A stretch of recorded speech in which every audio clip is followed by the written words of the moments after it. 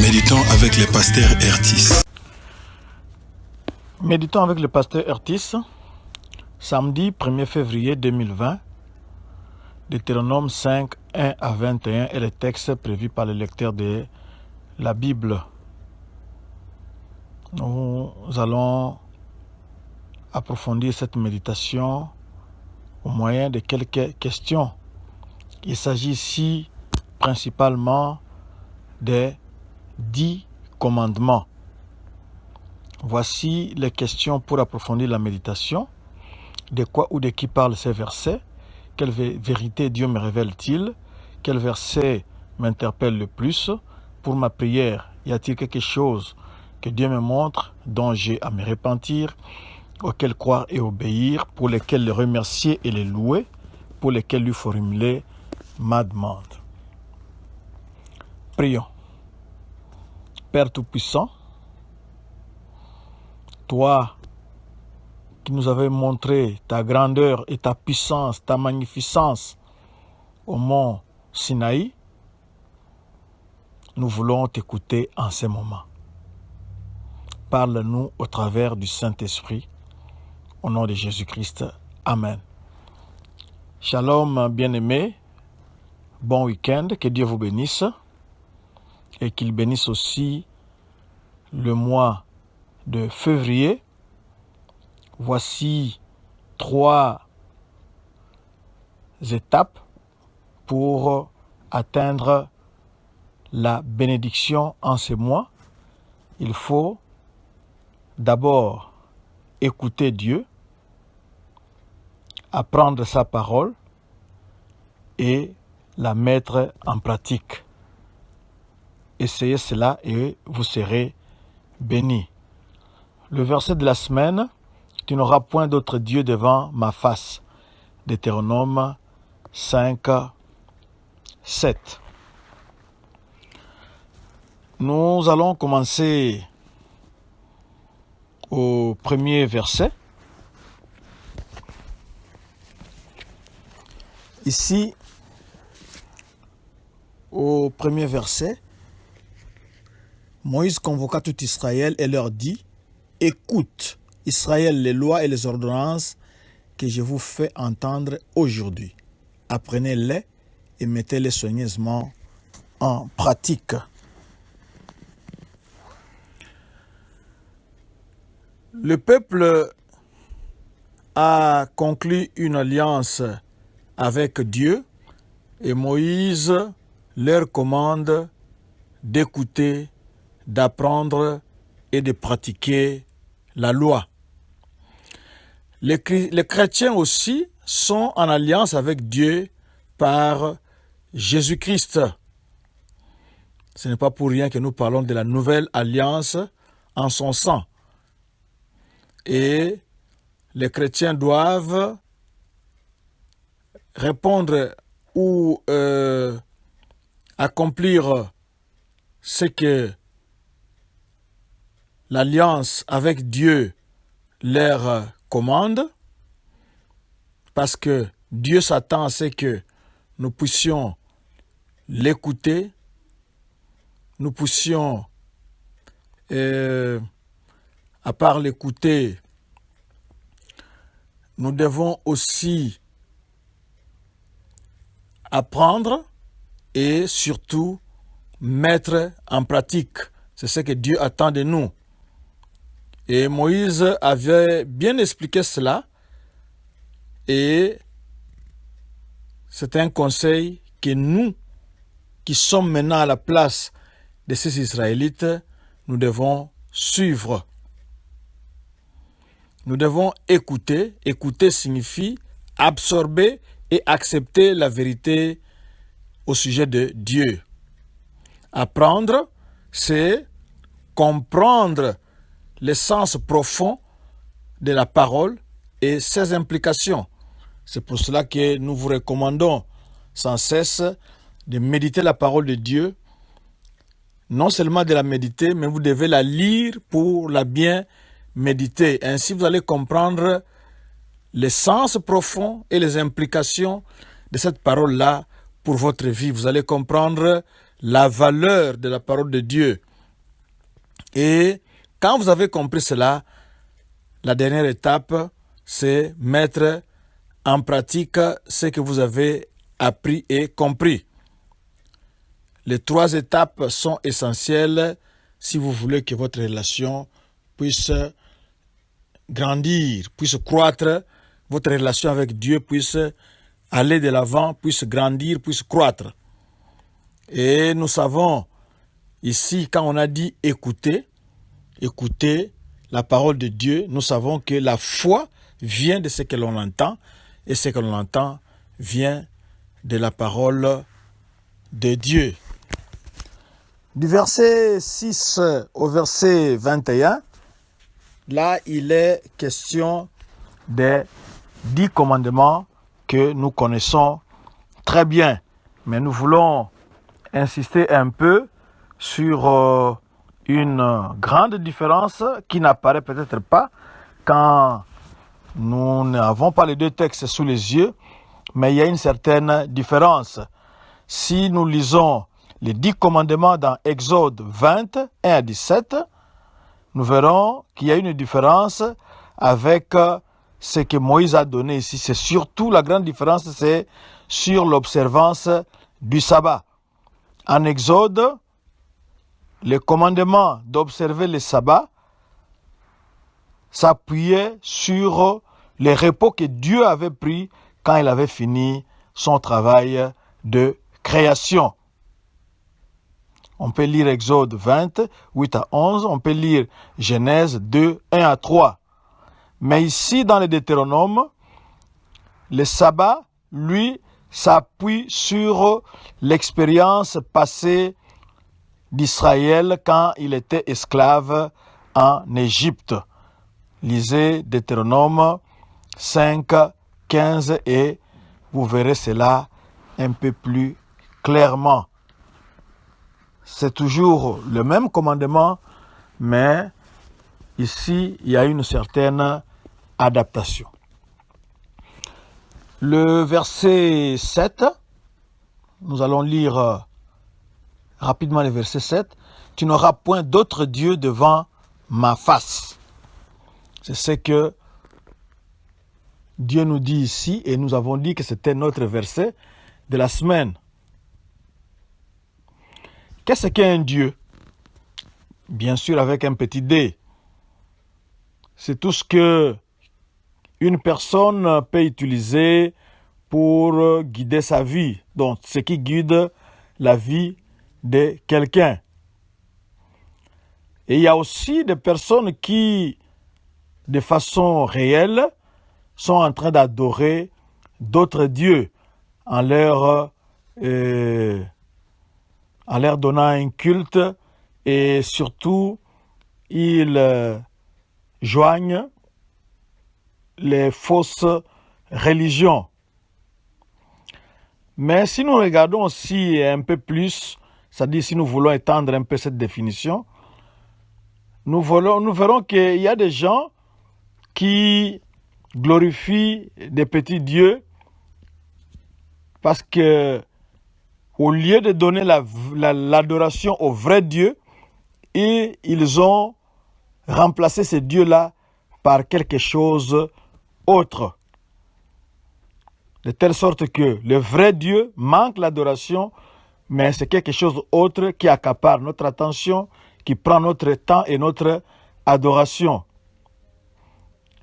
Si votre plus grand désir est d'être populaire, d'avoir la puissance, d'avoir l'argent, d'avoir beaucoup de relations, ou bien de mener une vie saine, peut-être que vous êtes en train de dévouer votre vie à quelque chose d'autre qu'à Dieu qui a créé les cieux et la terre.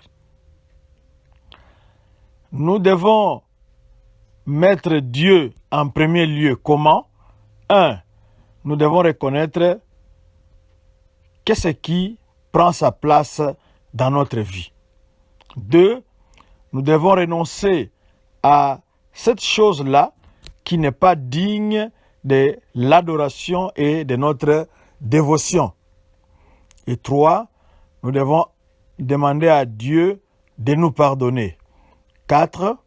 Nous devons maintenant restructurer nos priorités. Ainsi, nous pourrons aimer Dieu et cet amour-là va motiver tout ce que nous allons faire. Et enfin, 5. Nous devons nous examiner chaque jour pour être sûr que Dieu est toujours en première place et non autre chose. Alors, du verset 8 au verset 9, nous pouvons dire que si vous êtes en train de chercher une bonne relation avec Dieu, ou bien avec quelque chose qui ressemble à Dieu, mais qui n'est pas Dieu, comment allez-vous vous sentir si quelqu'un d'autre prend une photo de quelque chose que vous aviez fait, que vous avez peut-être posté sur Facebook, Instagram, Twitter, etc. Donc, disons, bref, sur les réseaux sociaux. Il partage, il parle de cette chose-là sans pour autant faire même une simple allusion à vous. Cette personne-là qui a pris cette image-là vous ignore complètement. Comment allez-vous vous sentir? C'est ce qu'on appelle le plagiat. Dieu, lui, c'est comme ça que nous le traitons des fois. Nous l'ignorons complètement. Nous ne voulons pas avoir une relation originale, une bonne relation avec lui. Et au lieu d'avoir cette relation-là, une très bonne relation avec lui, nous avons préféré peut-être des rituels. Dieu veut que nous puissions le connaître. Non donner notre adoration aux choses que lui a faites. Nous adorons les choses, mais nous ignorons complètement et carrément le créateur de ces choses. Dieu sait que si nous mettons autre chose à sa place, comme le centre de notre vie, nous n'allons pas atteindre notre vrai potentiel. Et nous n'allons pas devenir ce que Dieu veut que nous soyons. Donc nous devons recadrer notre adoration, nous devons recadrer notre dévotion. À qui nous nous devons? Est-ce qu'à autre chose ou au Dieu qui a créé les cieux et la terre, au Dieu qui est le Père de Jésus-Christ?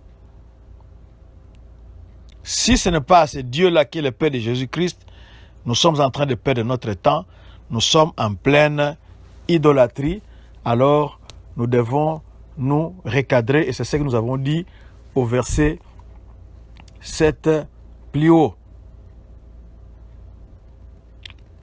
Verset 11, nous lisons ce verset-là rapidement. Tu ne prendras point le nom de l'Éternel, ton Dieu, en vain, car l'Éternel ne laissera point impuni celui qui prendra son nom en vain.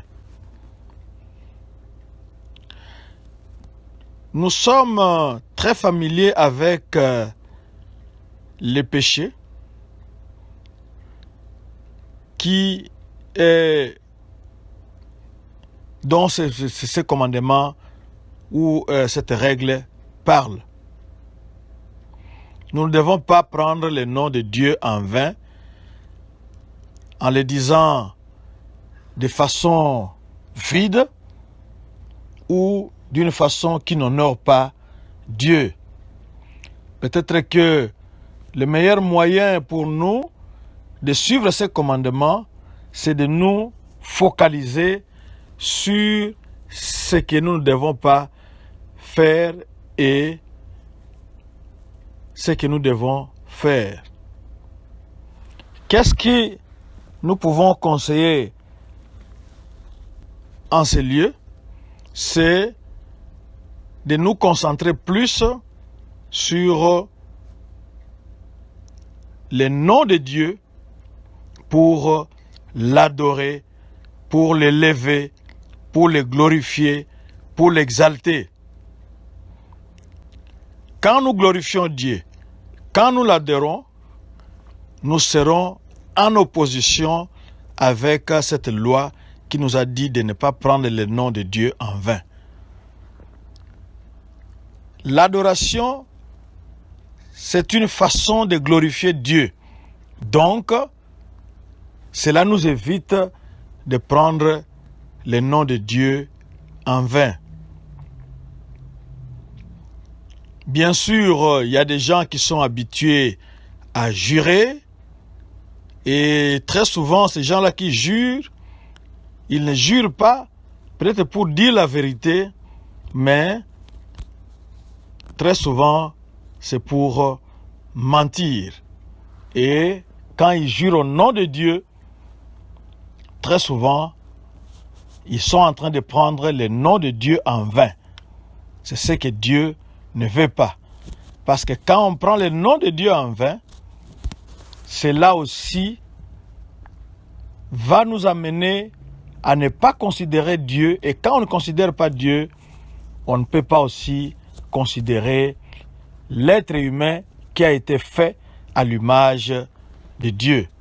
Donc, concentrons-nous sur l'adoration, sur la louange, et nous allons éviter les pièges décrits ici au verset 11. Verset 16. Honore ton père et ta mère comme l'Éternel ton Dieu te l'a ordonné, afin que tes jours se prolongent et que tu sois heureux dans le pays que l'Éternel ton Dieu te donne. C'est un commandement qui est suivi d'une récompense.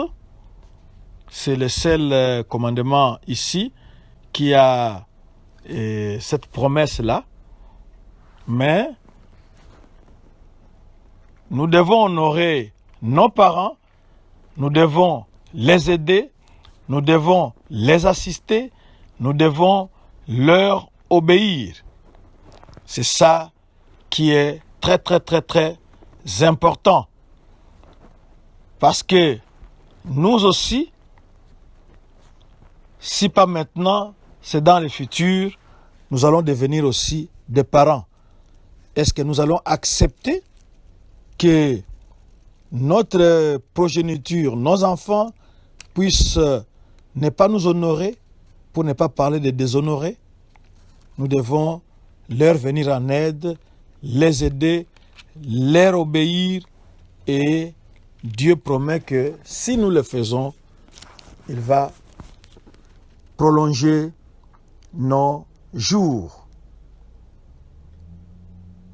Et nous serons surtout, et ce qui manque à beaucoup de gens, nous serons heureux dans ce que Dieu nous donne. Ici, pour Israël, c'était le territoire, mais pour nous, il y a beaucoup de choses. Le verset 17 nous dit, vous ne tuerez point, et vous pourrez dire, non, moi je ne tue pas. Mais chaque fois que vous haïssez quelqu'un dans votre cœur, Matthieu 5, 21, 22, d'après Jésus, nous dit que nous avons déjà tué. Donc nous devons faire attention à ce que nos pensées soient pures pour ne pas tuer virtuellement. Oui, devant la justice, et quand les gens vous regardent, vous n'avez pas tué, mais dans votre cœur, vous avez tué plusieurs fois. Alors nous devons faire attention ici. Du verset 18 au verset 21, on nous parle du problème d'envier. L'envie. Envier quelque chose qui appartient à autrui. Et quand nous envions, cela va nous pousser à voler, à mentir, et même jusqu'à l'adultère. Parce que quand nous allons envier la chose d'autrui, la femme d'autrui, le mari d'autrui, la maison d'autrui, cela ouvre une large porte au péché. Alors, nous devons faire attention pour éviter cela. Et les bons moyens pour éviter cela est d'être content de ce que nous avons. C'est ce que l'apôtre Paul nous a dit dans Philippiens 4, 11 à 13. Nous ne devons pas envier, mais nous contenter de ce que nous avons et glorifier Dieu pour ce que nous avons, pour tout ce qu'il nous donne. Même s'il ne nous donne pas selon nos demandes, mais il nous donne selon nos besoins. Alors soyons contents de ce que Dieu nous donne et glorifions-le pour cela et nous verrons que nous allons éviter ce piège-là. Dieu nous a donné d'ailleurs la vie éternelle en Jésus-Christ. Glorifions-le pour cela parce que Jésus-Christ, c'est lui qui a la solution à tout. Quand tu as Jésus-Christ, tu as tout parce qu'il est capable d'appeler à l'existence ce qui n'existe pas. Que Dieu nous bénisse. Nous sommes arrivés à la fin de cette méditation. On a été un peu long, mais c'était pour la gloire de Dieu. Nous avons fini ici, mais nous devons savoir tout simplement que il y a des lois qui se rapportent à Dieu dans les 10 commandements, mais il y en a d'autres qui se rapportent à l'homme, et cela a été résumé à la fin pour dire que il faut aimer Dieu de tout son cœur et aimer aussi son prochain. Est-ce que vous aimez Dieu que vous ne voyez pas et vous n'aimez pas le prochain? Corrigez votre attitude maintenant. Prions. Seigneur, nous avons écouté les 10 commandements et comme nous l'avions dit l'autre jour, ta mathématique est compliquée. 10 moins 1 égale 9 pour nous, mais c'est 0 pour toi. Nous ne sommes pas capables de tenir notre part d'engagement. Nous avons besoin du Saint-Esprit qui crée en nous le vouloir et le faire. Lui qui peut nous aider à être corrects et à suivre ces lois et les mettre en pratique pour glorifier ton nom. Bénis mon frère, bénis ma sœur, par Jésus-Christ. Amen. Doxadeo Lushi, c'est sur Facebook. Doxadeo Lubumbashi, c'est sur Twitter et YouTube et www.églisedoxadeo.com.